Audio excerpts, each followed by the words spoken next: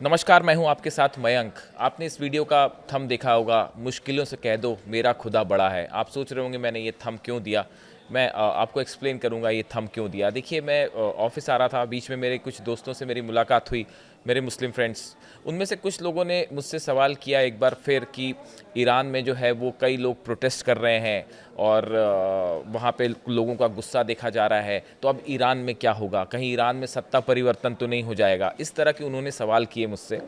जब वो सवाल कर रहे थे मुझसे, तो मेरे दिमाग में मैंने हाल ही में एक गाने की कुछ पंक्तियाँ सुनी थी, एक प्रेयर है उसकी कुछ पंक्तियाँ सुनी थी। तो जब मुझसे ये सवाल हो रहे थे, जब वो मुझसे ईरान के इस प्रदर्शन के बारे में पूछ रहे थे, अली खामेनी साहब की सत्ता के बारे में सवाल कर रहे थे, तो मेरे जहन में वो पंक्तियाँ प्रेयर की जो हैं वो गूंज रही थी। मैं आपको एक बार पहले वो दो चार पंक्तियाँ आपने सुनी ही होगी, मुझे यकीन है। ये मत कहो खुदा से मेरी मुश्किलें बड़ी हैं, इन मुश्किलों से कह दो मेरा खुदा बड़ा है। आती हैं आंधियाँ तो कर उनका खैर मकदम, तूफ़ान से ही तो लड़ने खुदा ने तुझे गढ़ा है। जब मुझसे ये बात पूछी जा रही थी कि ईरान में इस प्रदर्शन के बाद अब ईरान में क्या होगा, या अली खामेनी साहब की सत्ता को लेकर सवाल उठ रहे थे या सवाल पूछे जा रहे थे मुझसे, तब मेरे दिमाग में ये पंक्तियाँ चल रही थीं। और ये पंक्तियाँ से पता नहीं क्यों मुझे अली खामेनी साहब की याद आ रही थी।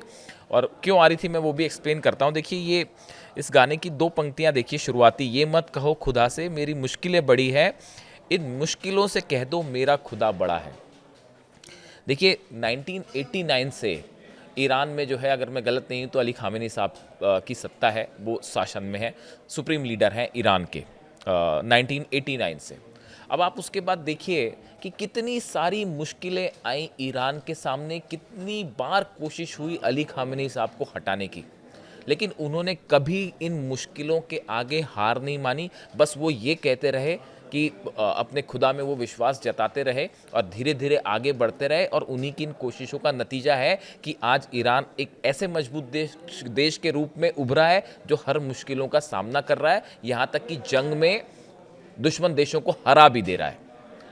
आप देखिए, जो ये गाने की पंक्तियाँ हैं, मैं आपको बता रहा हूँ मेरे जो मैंने कैसे उसे कोरिलेट हुई मेरे दिमाग में। ये मत कहो खुदा से मेरी मुश्किलें बड़ी हैं, इन मुश्किलों से कह दो मेरा खुदा बड़ा है। ये जो विश्वास है, ये हमेशा, ये जो फेथ है, ये अली खामेनी साहब ने अपने पूरे लाइफ स्पैन में ईरान को हमेशा संदेश दिया।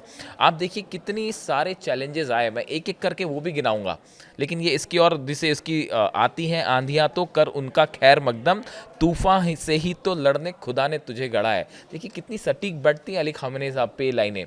जंग हो रही है, सैंक्शंस लग रहे हैं, दुनिया भर की साजिशें हो रही हैं, लेकिन ये तूफान से लड़ने के लिए ही तो शायद खुदा ने अली खामेनी साहब को बनाया है।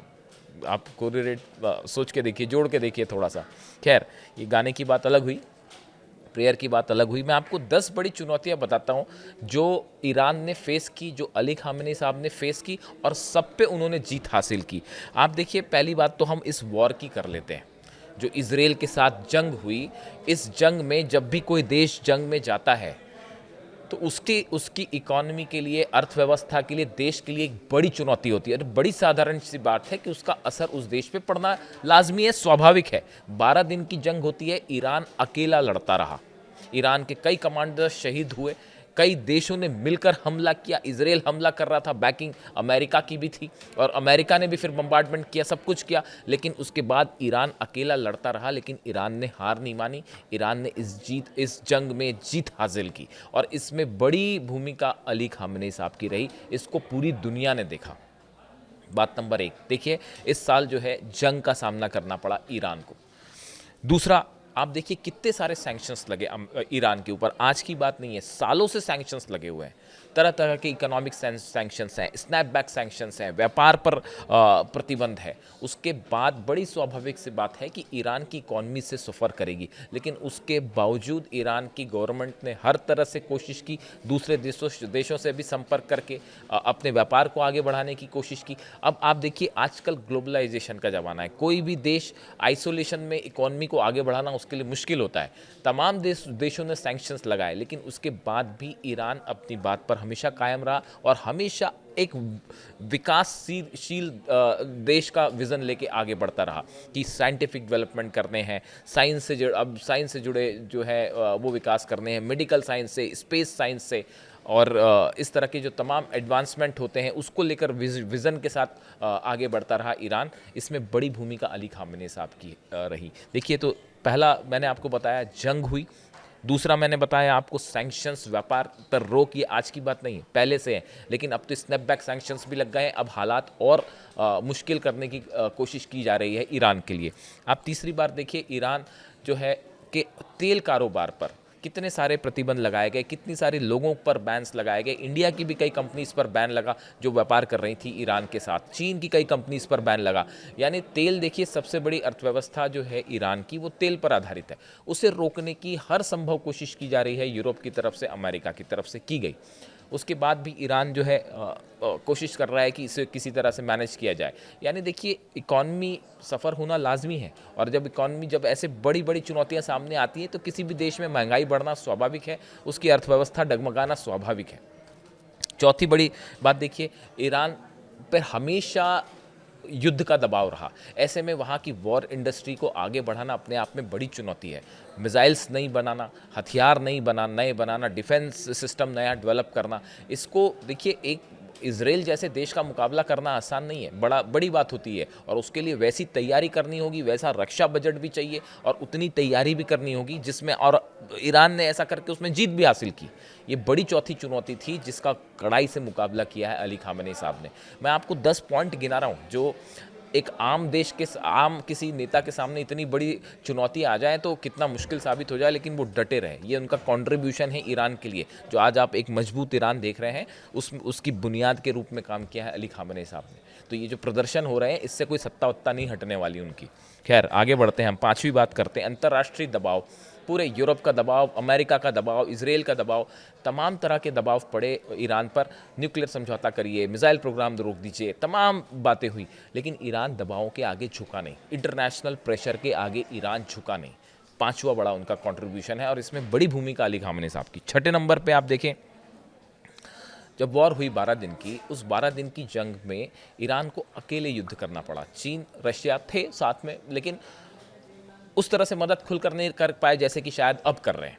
और ना ही उस समय S-400 सिस्टम दिया गया था ईरान को, ना फाइटर जेट्स दिए गए थे। ऐसे में अकेले जंग करना, अली खामेनी साहब पर निशाने साधे गए कि हम आपको असासिनेट कर देंगे, इस तरह के बयान आए। उस दौरान वो खुले में मॉस्क में आते हैं और नमाज़ पढ़ते हैं।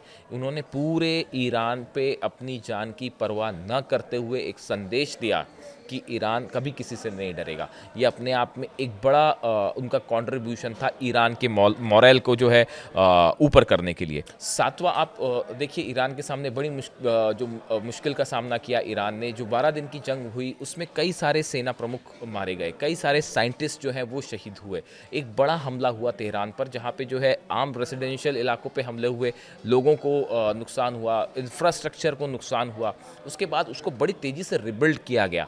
नए साइंटिस्ट जो है वो सामने लाए गए, नए सेना के अधिकारी जो हैं वो नियुक्त किए गए। तो ये एक बड़ा संघर्ष का साल रहा 2025। लेकिन ईरान कभी इस बात को लेकर, ईरान ने कभी ये नहीं कहा कि समस्याएं आ रही हैं तो अपनी कमज़ोरी जाहिर नहीं होने दी। उन्होंने, जैसी वो लाइनें थी ना कि मुश्किलों से कह दो मेरा खुदा बड़ा है, तो वो अली खामेनी साहब अपना फेथ के आगे वो हमेशा यही कहते रहे कि झुकना है तो सिर्फ खुदा के आगे झुकना है और किसी के आगे नहीं झुकना। इस तरह का मैसेज वो हमेशा आगे बढ़ाते रहे। देखिए, ईरान पर कई बार साइबर अटैक हुए। बड़ी चुनौती 8वीं, इजराइल की तरफ से, कई और देशों की तरफ से लगातार कोशिश होती रही कि उनके जो सिस्टम्स हैं उनको हैक किया जाए, और कई बार ऐसा हुआ भी, जिसके चलते इनके साइंटिस्ट को निशाना भी बनाया गया, ऐसा बताते हैं। उससे निपटना, अपनी साइबर सिक्योरिटी का इंतज़ाम करना, ये एक बड़ी चुनौती किसी भी देश के सामने होती है। जो अपनी साइबर सिक्योरिटी है उसको मजबूत करना, ये एक बहुत बड़ा चैलेंज था। कई सारे जासूस जो हैं वो ईरान के अंदर फैले हुए थे, जो कि वहाँ की इंफॉर्मेशन लीक कर रहे थे। वो एक बड़ा स्ट्रगल रहा ईरान को, उससे जूझना होगा। देखिए, 9वीं बड़ी बात, अंतर्राष्ट्रीय छवि को मजबूत करना ईरान की, ये अपने आप में बहुत बड़ी चुनौती रही 2025 में।